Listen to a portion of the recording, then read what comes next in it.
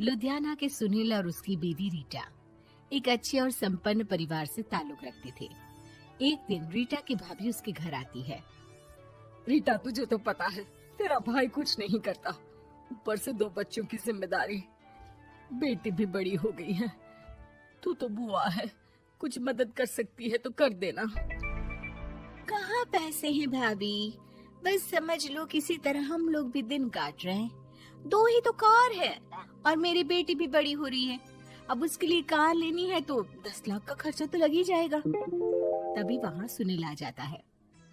अरे शशि, क्या है, तू हमेशा पैसों के लिए परेशान क्यों रहती है?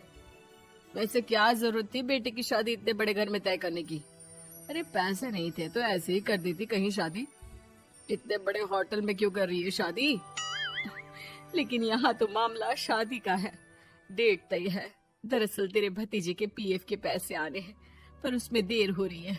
जैसे ही पैसे आ जाएंगे मैं तेरे अकाउंट में डलवा दूंगी। ठीक है, हम लोग सोचकर बताएंगे। तभी वहाँ भतीजा आ जाता है।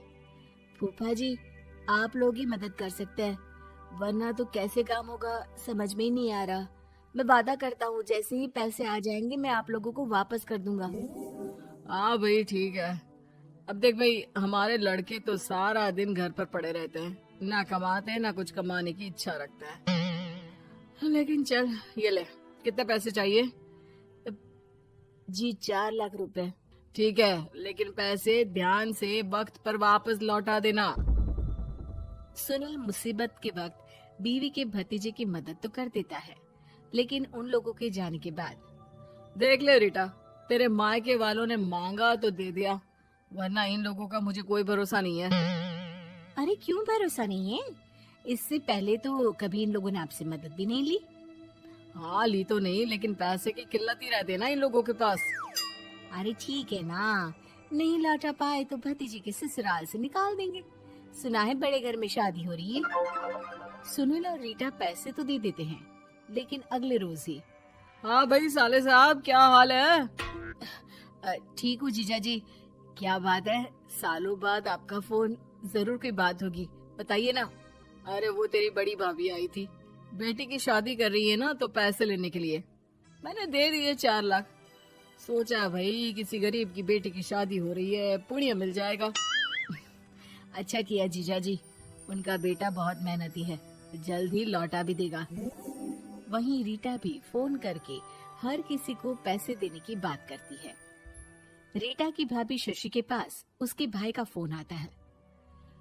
तूने सुनील से पैसा लिया है क्या? नहीं भाई, सिर्फ बात की है, बोल तो रहा है कि दे देगा। वो लोग मदद करने वालों में से नहीं है, और मदद कर भी दे लेकिन समाज में गा गा कर हालत बुरी कर देते हैं। अब गाने दीजिए ना भाई, मैं क्या कर सकती हूँ, मेरे पास कोई ऑप्शन भी तो नहीं है। बेटी की अगले हफ्ते शादी जो है। शशि की बेटी की शादी हो जाती है, लेकिन शादी के 1 महीने बाद ही सुनील का फोन भतीजे के पास आता है। हाँ भाई, शादी तो हो गई हम लोगों की दुआ से।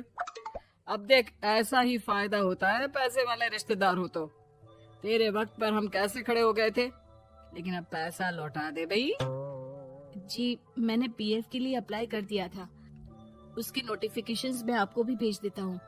मुझे लगता है 10 दिन में पैसे आ जाना चाहिए। जैसे ही पैसा आएगा मैं आपके अकाउंट में डाल दूंगा। और ना जी ना, कोई नोटिफिकेशन नहीं चाहिए, पैसा चाहिए, पैसा। ठीक है अंकल, बस 10 दिन का समय दे दीजिए।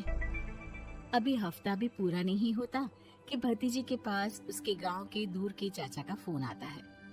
अरे बेटा, क्या बात है, सुनील के कोई पैसे ले रखे हैं तो दे क्यों नहीं देता? हाँ चाचा जी, बात तो हुई थी, 10 दिन का वक्त मांगा है, उम्मीद है हो ही जाएगा। अरे फोन कर रहा है, रोज बता रहा था कि बेटी की शादी में मदद की थी। अब क्या है ना, भले ही शादी 10 दिन रोक देते, लेकिन सुनील से मदद नहीं लेनी चाहिए थी। याद है ना, मधु की मदद करके कितना बदनाम कर दिया था उसने पूरे घर को सोसाइटी में। हाँ चाचा जी, मैं भी यही सोच रहा था कि उन लोगों से मदद नहीं लेनी चाहिए थी। कई लोगों के फोन आ चुके हैं। वहीं रीटा अपनी भाभी को फोन कर देती है। क्या है भाभी, कब पैसे लौटाओगी? पता है ना ये कितना बोल रहे थे, तुम्हारे बोलने पर मैंने पैसे दिए हैं। भाभी अब तो आपके बेटे की कार बेच दो और हम लोगों के पैसे दे दो। अरे लेकिन रीटा, बात तो 3 महीने की हुई थी ना, अभी तो 2 महीने भी नहीं हुए पैसा लिए, थोड़ा तो सब्र करो। नहीं नहीं भाभी, वैसे मेरा बेटा टिक्कू आ रहा है आप लोगों के घर रहने के लिए, उसको अच्छे से खिलाना पिलाना, समझी? भाभी को समझ में नहीं आता कि वो क्या करे। वो बेटे से बात करती है।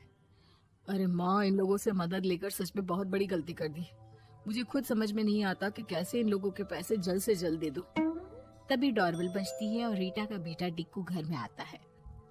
आओ बेटा, मामी के घर पहली बार आए हो रहने? आप पापा बोल रहे थे कि आप लोग पैसे का ब्याज तो दे नहीं पाओगे, तो तब तक मैं यहीं रह लूं। और हाँ, मैं एसी के बिना नहीं सो पाता। आप लोग अपना देख लेना और पैसे जल्दी लौटा देना, क्योंकि मैं थोड़ा जल्दी जाना चाहता हूँ। रीटा का फोन शशि के पास आता है।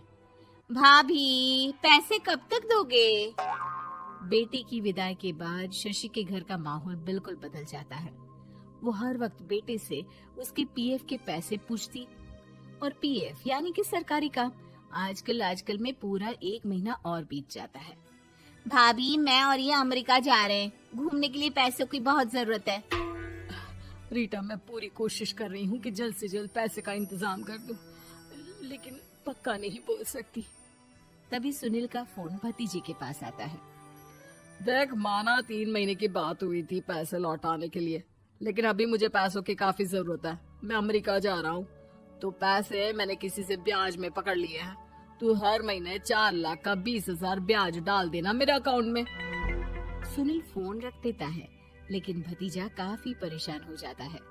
वो ऑफिस से शाम को घर आता है कि माँ पूछती है, क्या हुआ बेटा? बेटा माँ को सारी बात बता देता है। माँ भगवान के सामने हाथ जोड़कर खड़ी हो जाती है और रोने लगती है कि तभी बेटे का मोबाइल पर मैसेज बजता है। माँ, पीएफ के पैसे आ गए। और वो ऑनलाइन ही सुनील के पैसे वापस कर देता है। भला हो भगवान का।